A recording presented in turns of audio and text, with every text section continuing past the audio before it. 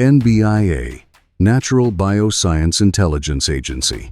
What you're about to hear is a science podcast told as a spy thriller. The science is real. The mission is yours. The manufacturers have access to the literature. They have chosen to test at the moment that produces a passing result. That's not negligence. That's methodology. The oil in this fryer has been at commercial temperature for 6 hours. The peroxide value test passed at bottling. That test was designed to pass before the oxidation cascade reaches clinical levels. By hour 3 at 375 degrees, the compound this oil is generating isn't theoretical. I have the supplier manifest. This isn't one kitchen. It's 22 school districts, 9 hospital networks, and a national chain with a heart-healthy marketing budget. What are the brand names on the oil? 4 subsidiaries, 1 contract supplier underneath all of them. Canola, soybean, sunflower, corn. Different labels, same oxidation profile at sustained temperature. They test clean at bottling. They are not clean at service. They know the difference between those 2 moments. They chose the one that photographs better. There's a countermeasure. The mechanism is real and the dose is known. Get to Geneva. 18 hours earlier, Geneva. The correlation between sustained dietary oxidized lipid exposure and arterial events, it's not ambiguous. It's consistent across 5 decades of follow-up data. What we're looking at isn't elevated risk. It's a pipeline. And the pipeline starts in institutional kitchens running right now. How far downstream are the events? In a pediatric population receiving this oil 5 days a week, measurable endothelial damage begins within months. The clinical event, the diagnosis, the intervention that arrives in their 30s and 40s, it looks spontaneous from the outside. The cause is 20 years upstream of the consequence. The same supplier network surfaced in Côte d'Ivoire, a processing facility using a hydrogenated fat blend as a cocoa butter substitute. I flagged it. The file sat for 6 weeks. I understand now why it sat.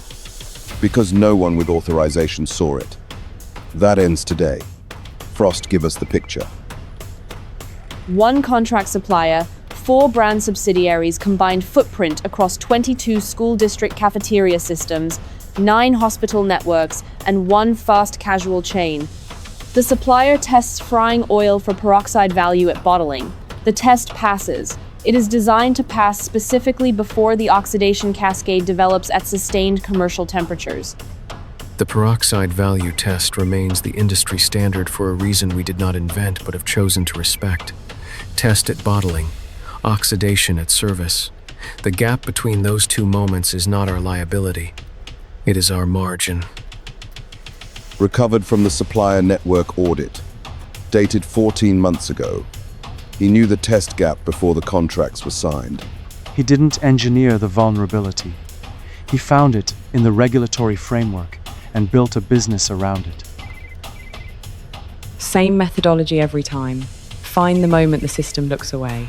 Operate in that window. What does the oil actually do at service temperature? Let me give you an analogy first, because what follows requires it. Your LDL cholesterol is essentially a delivery truck. It carries a dock ID, a surface protein, so your body's receiving stations can recognize it, unload the cargo, and clear it from circulation.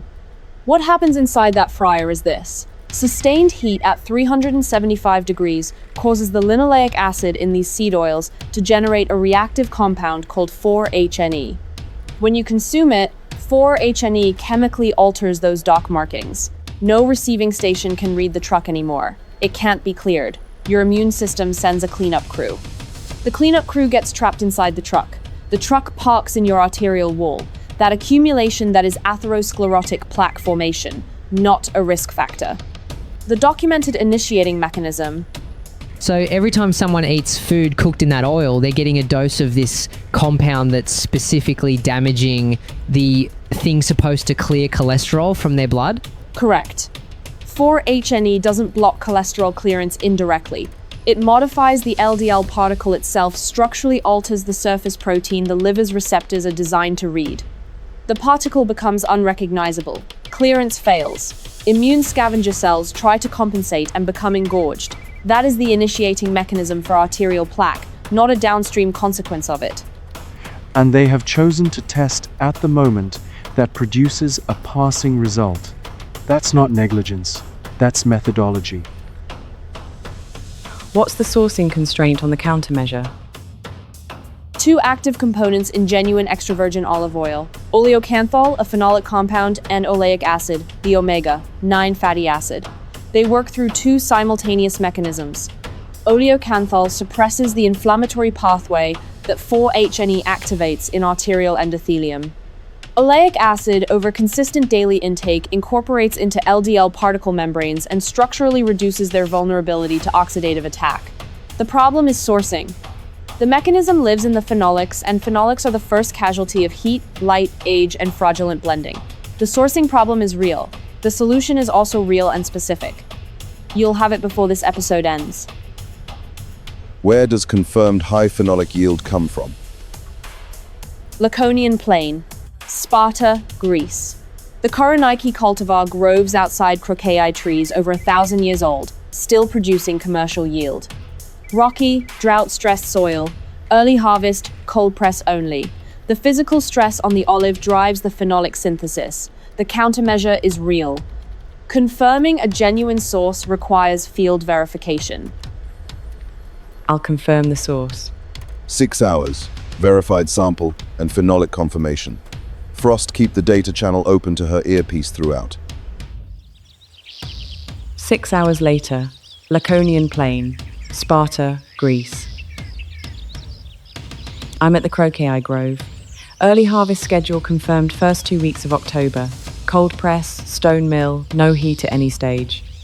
I have a sample from this season's first press. Taste it. The bitterness at the back of your throat, the sting that is oleocanthal. It's a reliable sensory proxy for phenolic concentration at meaningful levels. The industry has conditioned consumers to prefer mild, light olive oil. That preference has been cultivated precisely in the direction of lowest phenolic content. It stings. Significantly. Source confirmed. Oleocanthal reaches your arterial endothelium within the first hour of ingestion. That's fast for a dietary phenolic, but it clears within 24 hours. The mechanism only operates while it's present. That's why consistent daily intake matters. Oleic acid, different pathway. Entirely different. Oleic acid is packaged and transported through the lymphatic system before entering circulation, bypassing the liver's first-pass processing. Over consistent daily intake, it incorporates into the phospholipid shells of LDL particles. The membranes stiffen. Their susceptibility to oxidative attack decreases. Oleocanthal suppresses the inflammatory response today. Oleic acid reduces the vulnerability over the longer term. Both are necessary. Neither alone is sufficient. Wait, so these are 2 completely separate biological timelines? One compound works right now but disappears after a day, and the other one slowly rebuilds the cell walls over weeks? Exactly right. Oleocanthal operates acutely. It suppresses active inflammation inside arterial endothelium within the hour, but requires daily replenishment because it clears by the following day. Oleic acid operates structurally over weeks of consistent intake. It incorporates into the lipid membranes of LDL particles and makes them physically harder to oxidize. One extinguishes the fire.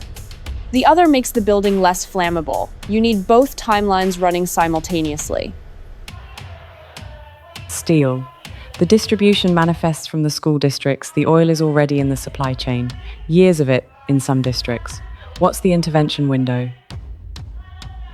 Endothelial damage detectability threshold, 8 to 12 weeks at 5-day institutional exposure cadence. Partial reversibility window, first 6 months post-source elimination with concurrent high phenolic dietary support. Structural arterial remodeling as dominant pathology, beyond 18 months continuous exposure. Therapeutic dietary intervention efficacy beyond that threshold, not supported in current literature. At 5-day institutional feeding schedules, measurable endothelial damage is detectable within 8 to 12 weeks. Early-stage accumulation shows partial reversibility within the first 6 months if you eliminate the source and introduce high phenolic dietary support. Beyond 18 months of continuous exposure, structural arterial remodeling becomes the dominant pathology. The therapeutic dietary window closes at 18 months. Some of those school districts have been on contract for 4 years. Yes. Then, we are not only stopping the current operation, we are documenting the past one. Get back to Geneva. Oleocanthal is in portal circulation, 43 minutes post-ingestion. The compound reaches vascular endothelial tissue precisely where 4-HNE has been activating COX-1 and COX-2 enzyme pathways, driving the prostaglandin synthesis that keeps the macrophage recruitment signal open. Oleocanthal inserts into the COX enzyme active sites the same pathway used by ibuprofen, without the synthetic origin or the gastrointestinal side effects. Prostaglandin synthesis stalls. The inflammatory signal that was feeding the foam cell pipeline goes silent. Simultaneously, oleic acid is moving through lymphatic channels and entering circulation. Over consistent daily intake, it incorporates into the phospholipid shells of circulating LDL particles. The membranes stiffen. The oxidative vulnerability that 4-HNE exploits, it's being structurally degraded at the upstream supply stage. The biological clock designed to run silently for decades inside millions of people who never knew they were exposed begins to slow. Foam cell accumulation decreases. The prostaglandin signal recedes, the arterial endothelium begins its recovery. It is not rapid, it is not visible, it is biochemical, incremental, and real. The children already passed the 18-month threshold. The clinical events they'll experience in their 30s and 40s, they're already decided. Biochemically decided, years before diagnosis. That's the part of this work that doesn't resolve at mission close. No, it doesn't. That's why the stinger matters. One person who hears it and changes the oil in their kitchen today, that decision cascades forward for decades. We cannot undo what the supply chain has done. We can interrupt what it will do.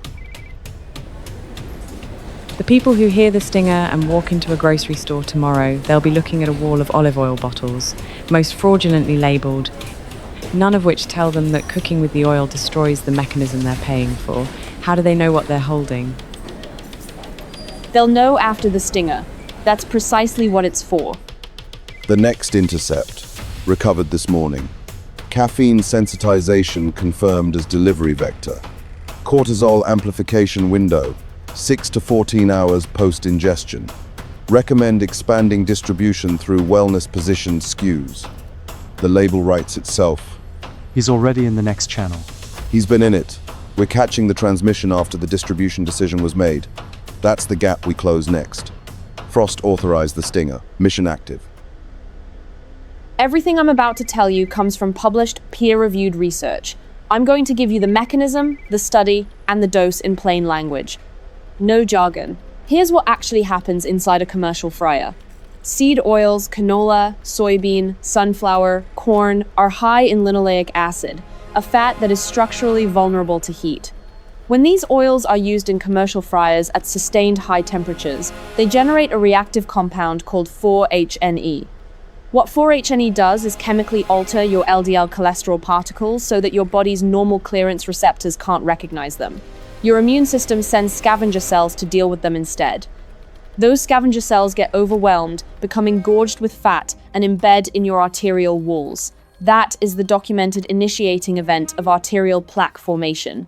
Not a theory, a peer-reviewed molecular pathway replicated across multiple research programs.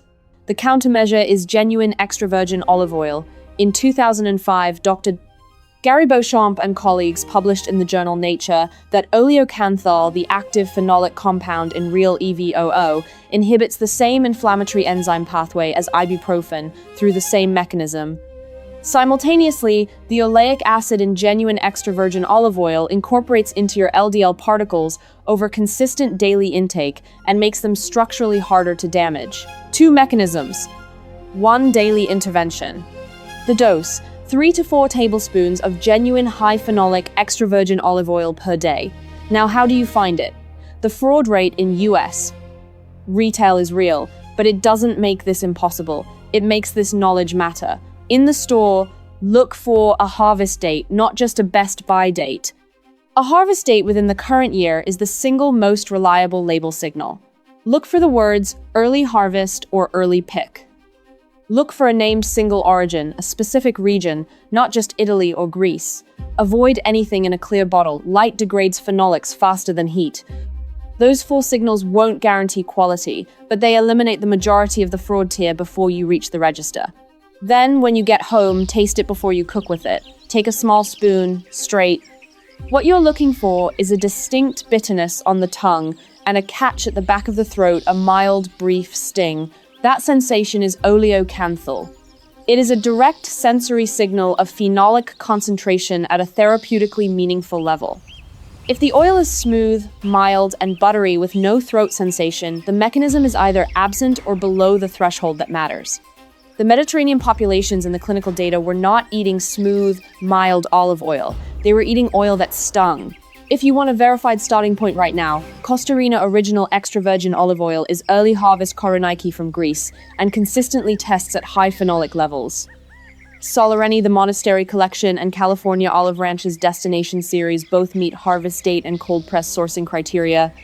For Laconian origin specifically, the geography we confirmed in the field today, Nicolau Family Farms ships direct and publishes phenolic lab results per harvest.